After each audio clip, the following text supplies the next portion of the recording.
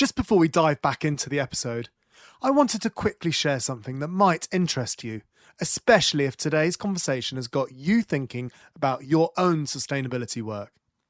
Some of the things we hear most in this industry are, I wish I could connect with other people doing this work, or I'd love to turn my sustainability expertise into something more.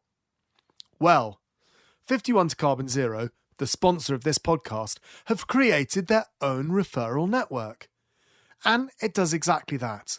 This isn't about selling you something, it's actually about helping you make money while building the sustainability community we all need. So here's what's in it for you. First, you get to join a genuine community of sustainability experts who share knowledge, refer work to each other, and solve problems together. So, no more working in isolation. Secondly, there's real money involved. There's 10% plus commission on software referrals. We're talking about projects that go from 30 grand up to 100 grand. Plus, you'll be able to boost your presence by taking part in our fireside chats. I've actually got an email in front of me from Louise Stevens, one of the ambassadors, and it says that all her clients are genuinely happy because she's got a great partner and her clients love them. But here's the bigger picture. You'll be helping accelerate the sustainability transition that we all desperately need.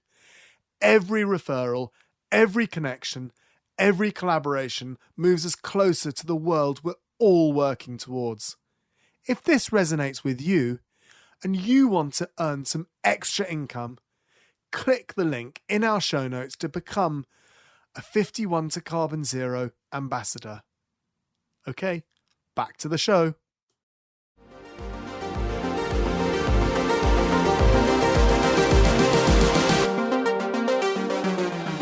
Welcome back to the Green Element podcast, where we feature business leaders and innovators transforming their operations to be more environmentally and socially sustainable. I'm your host, Will Richardson, and I can't wait to meet our guest today and help you on your journey of sustainability. Good morning, Jill. Thank you so much for joining us on our Green Element podcasts. Your name is Jill Jackson and you are from The Big Exchange. Can you tell us a bit about your business and what's your purpose and who you work with, please? Morning, Will. How are you today? I'm Jill Jackson, Chief Executive Officer at The Big Exchange. Our business is a business that's been co-founded by the Big Issue Group. We are looking to democratise access to financial services to make it a more inclusive industry. We provide access, support and choice to various different financial services products. At the moment, we offer customers the opportunity to invest in ethical, sustainable impact investment funds, all with the aim that people's money is going towards creating a better societal future and creating a positive impact on the planet. We're also just yesterday launched our app, which is free to download, and the app allows people, you don't need to be an investor to download the app. It uses open banking functionality to help people understand more about where they spend their money.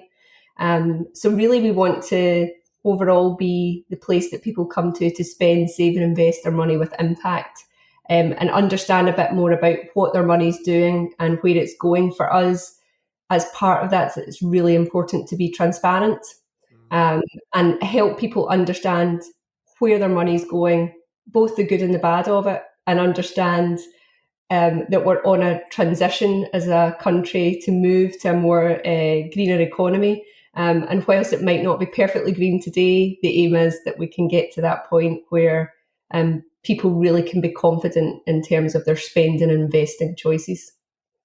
That sounds really good. And so, trying to work out what that means to me, the listener, and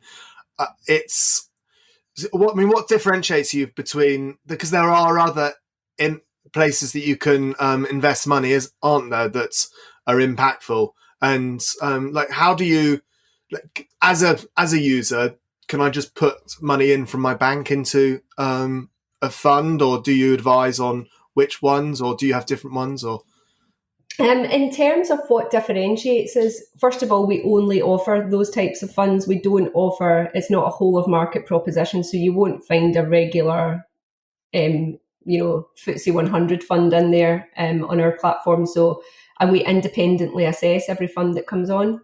So that's a really key thing for us. So whether it's ethical, an ethical fund, a sustainable fund, an impact fund, an ESG fund, we assess it all independently with the same methodology to make it easier for consumers to understand where their money's going and what it actually does.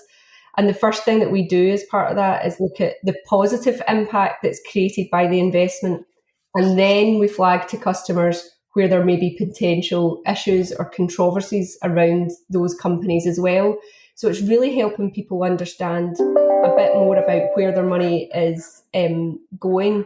I think for us, it's really important. I'll come back to that transparency point. It's really important that people are able to see where their money's going, because that's how we can create confidence that there's change happening. In terms of other people in the market, I mean, quite a lot of investment platforms now offer an ethical option, if you like. But for us, that's the only option that we would go for. And how do you mark? How do you mark funds? How do you rate funds? What sort of things do you look for? So we do a full bottom-up stock analysis. So we take every company and look at it. So the fund managers that have to submit essentially complete a due diligence process when they come onto the platform. It's a full stock analysis. And in addition to that, we also ask the fund manager to confirm the intention behind the purchase of the stock, which I think can't be underestimated how important it is, because that also helps drive out where a fund manager's intention is to fund transition. There's lots of discussion in various press just now about whether funding the transition for traditional fossil fuel companies is the right or wrong thing to do. We choose to let consumers make that choice, but with the confidence that we've done the analysis for them and we understand that the intention behind that stock purchase is to fund the transition, which we all know realistically needs to happen. We need to fund the transition to a net zero world. It's not going to happen if we don't invest money in getting there. So yeah, for us, it's really about that bottom-up stock analysis, and it looks at a number of factors. It looks at what UN Sustainable Development Goals it's positively contributing towards. So when you look at a company, what is it doing? Is it about diversity? Is it about poverty? Is it about climate? What SDG is it really addressing? And how can we get some comfort around what it's doing? I mean, it's a really detailed process. It's pretty time consuming, but it's well worth doing it. And hopefully over time, as the industry gets more data, reliable data that's a bit more mechanical and standard, that will become easier to do. Okay.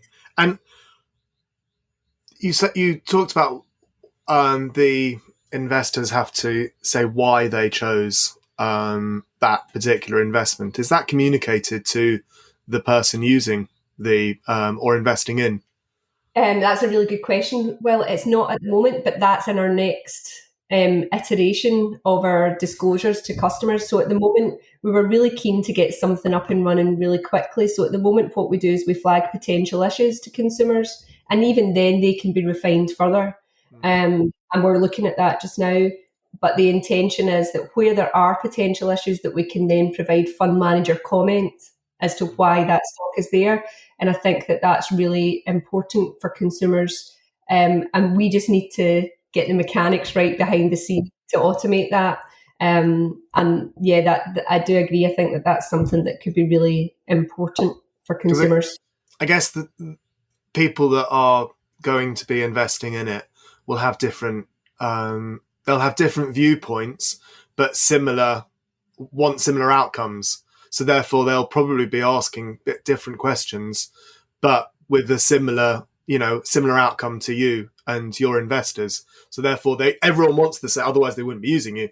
Everyone wants the same outcome. They'll be like, oh, but what about this, this, and this? And I guess it's a really good way to almost change the market as well, because you'll be almost crowdsourcing reasons why and what people are looking for within the markets. Yeah, absolutely. I don't think you can underestimate. One of the things that we also do in our platform is we give consumers full look through so they can see the full portfolio holdings. Now, albeit there is a time lag on that, so it's not, as of that minute in the day, there is a time lag. But that again for us is something that's really important as well. And for me, one of the things that really helps consumers understand is the work that fund managers do on engagement. So I think a lot of consumers don't necessarily understand the work that a fund manager can do when something happens in an organization that they don't like.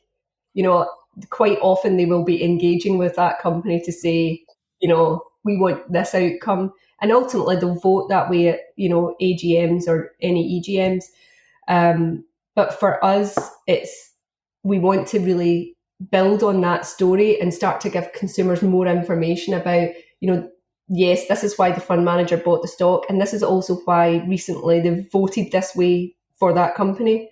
And if they've given them, 12 months to sort it out, and if they've not sorted it out, then ultimately they can sell down the stocks. And I think that starts to really create an interesting story for consumers about the power that their money can have as well.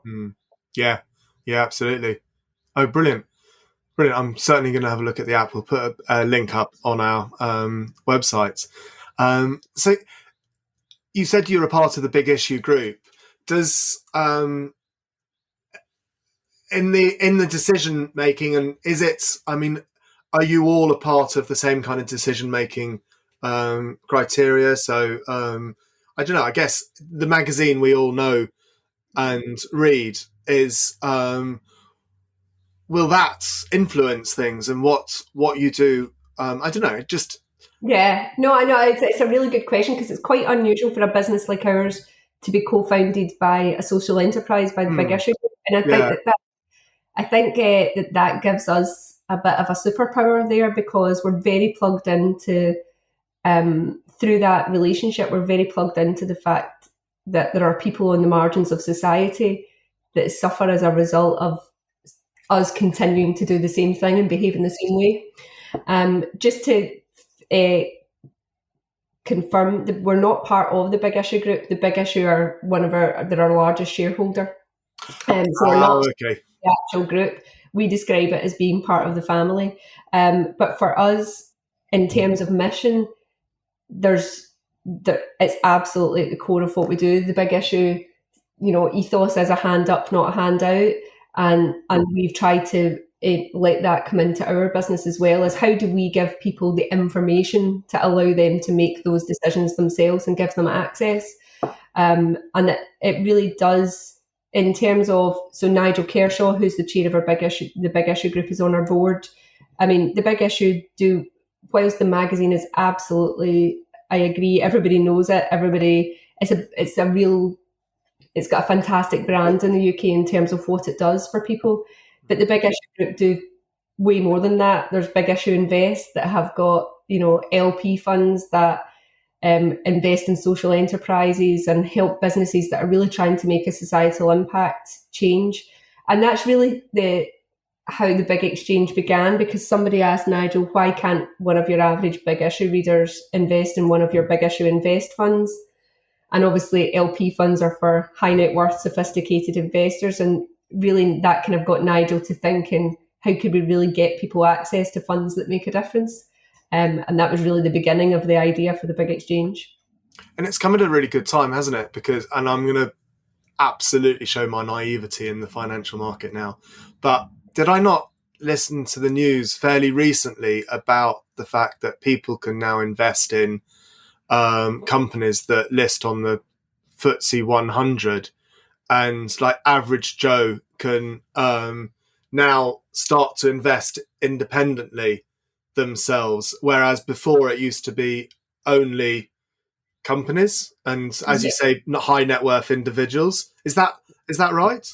Well, I think that what we've seen, there's been a real surge, particularly in the last year, actually, during COVID. I mean, when you look at online DIY, which is investment accounts that are opened with no no advice given, which our platform doesn't give advice at all. The big exchange, it's a what's described in the industry as execution only, so the customer makes the choice themselves. We give them information, they interpret it, and then make the choice. I think for us, in terms of what we've seen in the last year, there's been a big surge in apps where you can buy direct companies. So somebody that's never invested before can go in and say, right, I like the look of that particular company and I'm going to buy it. And there's been some apps launched that have seen quite a big surge in activity. I think for me, if somebody's never invested before, for me, funds are the best way for them to start, because you diversify your risk. You know, you're not putting your money into one company. So I would always advocate for that in the first instance. I think if you start to build up a pot of money, I wouldn't disagree that some direct company exposure might be good for you if you've done the research. But I think funds in the first instance for a beginner investor, or indeed somebody that's more experienced, helps diversify away from, having that single stock exposure. Okay, I guess I'm also just saying, I think the market is changing. People's attitudes are changing. People are almost becoming more knowledgeable, and technology is influencing that change. And what you're doing is incredibly helpful and a part of that sea of change that we're seeing happening within the financial world, but also happening with what we're seeing happening in the within culture as well. I mean, we've seen such a shift in culture over the last 2-3 years of impactful businesses, people wanting to buy off businesses that they believe in, that they think are actually more purpose driven. And I think COVID has almost put it up a gear, because I think so many people are buying online and going, I now realize why I don't want to buy online. I actually want to go to my local shop. I'm not able to. I still have to buy a Valentine's gift for your loved one. I still have to buy a birthday present. But that all of us are probably going to go, right, well, let's go to the local one. Next year, it'll be all local shops only, hopefully. Yeah, do you know what? I really want to believe that happens. Well, for my local community alone, I hope that is the outcome. I do think that you're right. I think there's a heightened awareness, I think, amongst people around the impact that they are individually having on the world, right? So if the Amazon guy's never away from your door, what does that mean? What is happening in that whole process? And I think scenarios like Boohoo, where, it's in the mainstream media that a company is not treating their supply chain and the people that they're employing are not be treated fairly. I think that creates a wave of change in society as well, because that can be your son, daughter, sister, brother that's being treated like that. And that creates a solidarity amongst people that they think, hang on a minute, I don't want anyone that I know to be treated like that. Therefore, why would I buy something from them? And I think that's really interesting. But I think in terms of younger people are just taught in a different way. Like my kids at school, pack lunch, plastic-free pack lunch, right?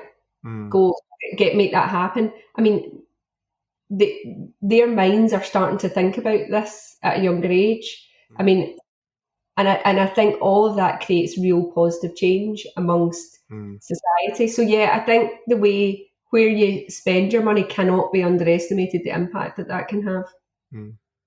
And I guess it's too early to see, but you guys will see that the change in companies and that purpose-driven aspect of companies, and which ones do well and which ones don't, firsthand and very quickly, doing what you guys do. So it'll be really interesting to I would imagine it's really interesting for your fund managers if they're only dealing with impactful businesses, because there's so much research that shows that purpose-driven businesses grow faster than non-purpose-driven businesses. I mean, it's a given now, and I think that's probably why so many more businesses are looking at B Corp the B Corp business model. Yeah, absolutely. And we're going through that application process just now. And it's a tough process to go through, but it's tough. It makes you think about everything to do with your organisation and how it's run. The big issue are already a B Corp, so we're familiar with the process in there. We're walking through that application with them. And I think for us, because we've got that real mission and purpose at the core of what we do, and it forms part of our decision making. All of our decisions are made around that. Why are we making this decision? Does it deliver on the purpose and mission of the business? And if not, why are we doing it? All of those types of integral decision making. But B Corp makes you think about every aspect of your business and the impact that you're really having.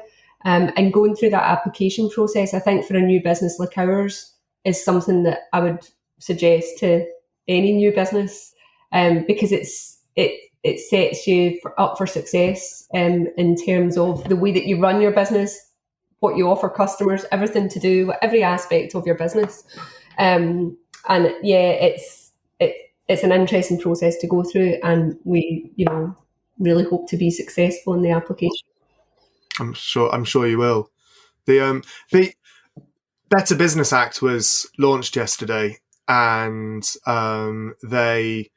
what was interesting was the businesses at the launch. There were a lot of larger businesses behind the Better Business Act, of which many of them were not B Corps. And it was really refreshing to see, because I, like many, don't believe that B Corp is necessarily the only way. We just want every business to be ethical and purpose driven and to be thinking about everything around you. And it was great. It was great to see that. And that, I know that sounds funny coming from a B Corp that's been a B Corp for 6 years. But it's, we all want the same, basically we all want the same thing, don't we? We just want purpose driven businesses. Yeah, absolutely. And I think the Better Business Act in those larger businesses, it's way harder for a larger business to become a B Corp, right? Because they have to unpick things to do it, and that can be quite difficult. So I think the Better Business Act demonstrates a way that they can still create that impact. I would like to see some larger organisations becoming B Corps. I think that would be really, a real signal to the industry that it's possible. Whereas I think at the moment it tends to be smaller businesses or newer businesses that are going through that process. So whilst I do welcome any change, like you say, that creates the same outcome, back to that point we were talking at the start, is that everybody's got a slightly different view, but as long as the outcome's the same, then, by hook or by crook, we'll get there. I would love to see a larger organisation go through that B Corp process and be successful, because I think it could be a real signal to the rest of the industry that it's possible to behave in that way and get those outcomes. So what's your background to you founded the Big Exchange? Yeah, so, well, not personally, no. So there was the Big Issue group and a number of other individuals came together just before I joined, actually, to found the Big Exchange. And when they were looking for somebody to take the CEO position, they approached me. And my background is that prior to this, I worked at Aberdeen Standard Investments, and I was head of the UK retail area of the business at that point. My background is asset management. I've always worked in asset management over the years, and always had a really keen interest in ethical, sustainable investment. Ethical was the only option, like 20 odd years ago, right? That was the only way that you could invest in any way that felt like it was in line with your values. And I was always really interested in that. And I can remember when we launched the funds, the first ethical funds, the company was called Britannic at the time. And I was delighted to see that in terms of a step change, but it was still seen as a bit, odd at that point, right? And very much like, if you invest in that way, you're giving up returns. Mm. That was the absolute sentiment. And I've been delighted over the years to see that progress and change as different funds have come out that have been aligned to values. And, it's great that we're seeing data now that supports that purpose-driven business, creating better outcomes, but also on a pure financial basis, on a chart that you can create the same, if not better, returns financially through these businesses. But yeah, I've always worked in asset management, but I've always been fascinated by the fact that even if it was a large segregated mandate that the asset manager was awarded, it was a real person's money. It was somebody's pension money. It was, but if you look around, if you win, I don't know, say a company wins a pension fund for a firefighter in scheme. I know that one of the companies I worked for won it for one of the American firefighter schemes, and I was really passionate about, we can't lose sight of the fact that these are firefighters' pensions that we've got. Yeah, it might be this big, huge segregated mandate, but it's a real person's money. So ultimately, the asset management industry is a retail business, but sometimes it doesn't feel like that.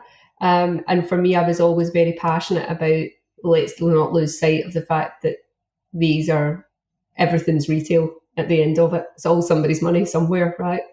That's really nice to hear, because you hear such horror stories, and I guess Hollywood's quite good at perpetuating those horror stories as well, because it wouldn't make good.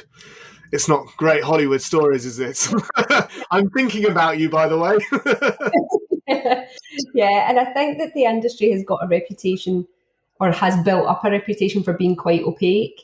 And I do think that there's great signs that it's trying to unwind that and become more transparent. And I think that the combination of fintechs disrupting the market, asset managers understanding that consumers have got different expectations now. So it's and then regulation coming from the top down. So I think it's all of these things together that create almost a perfect storm for the change. Okay. And so how do you, when it comes to running an ethical and sustainable business, what's the biggest struggle you've had so far, and how have you overcome it? I think in terms of running an ethical and sustainable business, it can become tricky for two main reasons for us. One, the products we offer, right? Because we're offering people ethical, sustainable, impact type products, and making sure that we've done all the groundwork and the impact assessment that I talked about. That can be, it's time consuming, time well spent, but time consuming and really important to do. And I would love to see more automation around that in the future. And that's difficult at the moment because different fund managers refer to the same thing with different words, and it makes it hard to kind of like automate it in certain ways. So I would love that. That's one of our challenges, is how can we reduce that time spent but still get the same quality of output in terms of the assessment. In terms of running the business ourselves, I think I found that pleasantly easy. I would say, well, we're a small business. There's not a huge amount of staff. We've got the big issue as our founder, and we're always very clear as a board as well of what it is that we're trying to achieve. So I've found that relatively easy. I think in terms of the practicalities of where we work from, the impact of the energy that we use as individuals, the impact of any travel we do, that's harder to do, particularly at the minute during these unusual times where people are at home and not in the office, and that's something that we are kind of wrestling with just now, is how do we, as part of our B Corp application, really capture those scope 1, 2, 3 emissions? What assumptions are we making around that in a changing world? I would say that can be quite a challenge for us at the moment, and we're going through that now as we speak, in terms of how we quantify that. I don't know whether I should be saying it because I'm not here to sell our services, but Compare Your Footprint will help you with your homeworking, and they can do the carbon reporting on it. Yes. So that would be great, because it isn't the easiest thing to do. And for example, one of my colleagues lives in a really rural setting, right? And is there, and the energy, it's not easy to get green energy without spending a huge amount of money. So how do we find ways to improve that, particularly if we're going to be potentially at home for longer? So I think that there's lots of work that we've got to do as an organisation to really understand that, and where there are scenarios that will take longer to change, how can we offset that in the meantime? And there's, as you know, you know better than I do, there's various ways that we can do that. Yeah, it's an interesting one, isn't it? The as we work from home more, and I don't know what your aspirations are as an organisation coming out of this, but I know that many of our clients are very much going, actually, it's not going to be 5 days a week in the office going forwards. It will be a mixture depending on, the industry and depending on the company and the culture within that company. But with that will come the ramifications of working from home. And we know that 20% of the emissions within the UK come from homes. So therefore, some businesses try and make the fabric of their buildings more environmental because they want to be reducing that energy use. Those same businesses will probably be saving money by not paying for the fabric of their businesses. I wonder, and I honestly don't know, but I wonder if businesses will start to help their colleagues make their homes more green, because as we're seeing a trend of trying to help, trying to get to a better, more environmental future, and it'd be interesting, wouldn't it? Just because I think there's a few things I think about that. One, I agree with you. I think in terms of saving, that big institutions will make in terms of their outgoings. I think the point that you made at the start there about whether it will be a 5-day-a-week model or not, we've taken because we're a new business and we're growing, we've recruited people during lockdown that will be permanent working from home people. Right. And that's because they don't live anywhere near London, and why would we get them to come to London if there's no added benefit, right? So, and also from a societal point of view, you're employing people from around the UK, not condensed into one area. And I think that that's another positive impact of that. I do think that some of us will have a blended model in terms of office or attending meetings or working from home. I've always worked a blended model of working from home and being in the office. I've done it for years. And I've been really pleasantly surprised as how my colleagues have transitioned to that. But in terms of making their homes greener, I completely agree with you. And that's kind of some of the challenges that I'm wrestling with just now is, if we don't have outgoings for an office 5 days a week, then what can we reasonably do to make that, insulate that person's home better, try and make sure that they're using a green energy supplier, all of those things I think become increasingly important. And yeah, I mean, I've gone through personally like a transition process of like, who do I use for my energy provider, all of that stuff. And it's been nice to have the time to spend to really look under the bonnet of that. But I think as an organisation, we've got some work to do around how we make sure that everybody's got, the opportunity to make their homes greener, because that's got an even more lasting impact, right? Yeah. That's like a permanent change for that individual, that even if you move on from your organisation, lasts forever. It's like a permanent change that's made, which is really attractive to me in terms of the impact that we can have as an organisation. Yeah, and I think what I'm noticing now, running a much larger business than a one-man band, £2,000 is easier to spend in a business than it is at home. But £2,000 in your home can actually do an awful lot. Yeah. And so if you have that mindset, then, I don't know, rather than being frivolous with money within the business and just buying that, I don't know, that stupid coffee machine that you really didn't need, you could have saved yourself a load of money. You could actually put that money into new windows or new front windows in someone's house that's triple glazed. Yeah. And stuff. So I guess it's going to be fun to think Yeah. like that as business. Yeah, absolutely. And I think the benefit for organisations our size is that we can make those decisions without, we can say, do you know what, we'll try that out and see, how well it goes, what the impact is. But again, it's the permanent nature of that solution that's really attractive to me.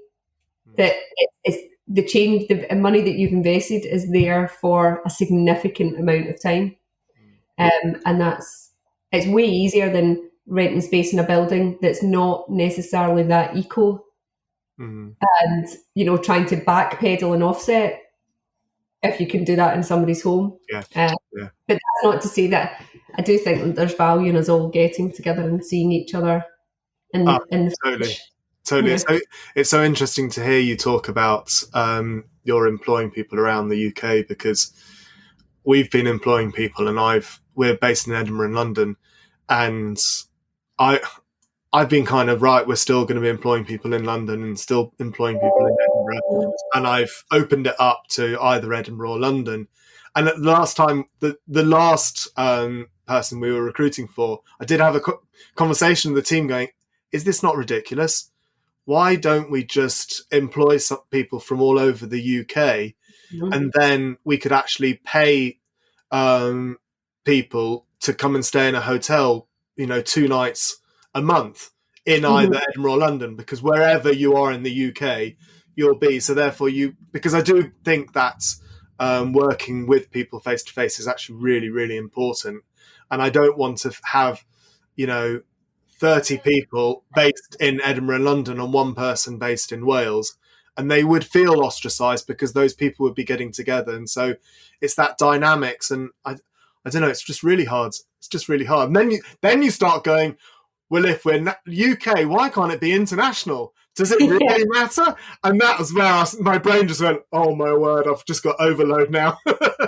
No, listen, I know, and it's a really interesting point. And I think that there's some roles that you can have in your organisation that can actually work quite well remotely. And it really depends on the individual as well. If that individual actually, the value for them is that they want to work from home. That's the value exchange for them, is that then they will work super hard for you, because for them personally, that working from home thing is really important. So I think it's quite nuanced in terms of how it works. And it's the one thing that I'm trying to steer away from is going for that one size fits all approach, because it can actually work. And the other thing that I want to make sure is that our organisation reflects the customers that we have.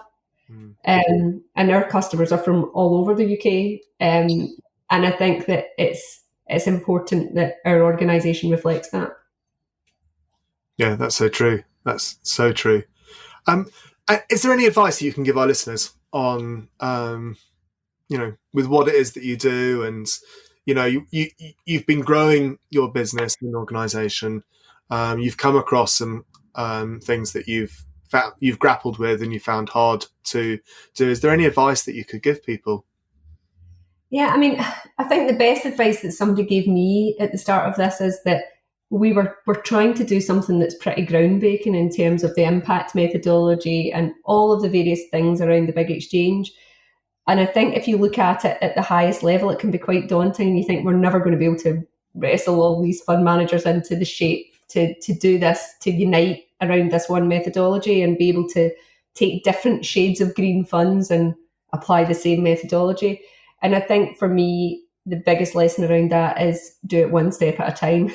Don't look at it and think, crikey, that's absolutely overwhelming. How the hell are we going to do that? Look at all this data, look at all this information. I think just get it into bite-sized chunks. I think the way it was put to me is don't eat the elephant whole. Was the way that somebody put it to me. I'm not sure if that's that great a way to put it, but that probably explains it quite well and visually. Brilliant advice. Thank you. Well, Jill, thank you so much for being on today. It's been really, really interesting talking to you and understanding more about the big exchange and what it is that you're trying to do. Thank you. You're very welcome. It was lovely to talk to you as well, Will. Thanks for listening to our Sustainable Business Podcast. If you want to learn more about sustainable business and talk to other like-minded professionals, apply to join to our online community at sustainabilitysolve.org. Join now and find a space for you to collaborate, learn and inspire others to become more environmental. If you enjoy this podcast, don't forget to follow Green Element on LinkedIn, Twitter and Instagram. So you really enjoy sustainability and want to be a part of the solution? Come and join our vibrant community now. Book a call and we can talk more.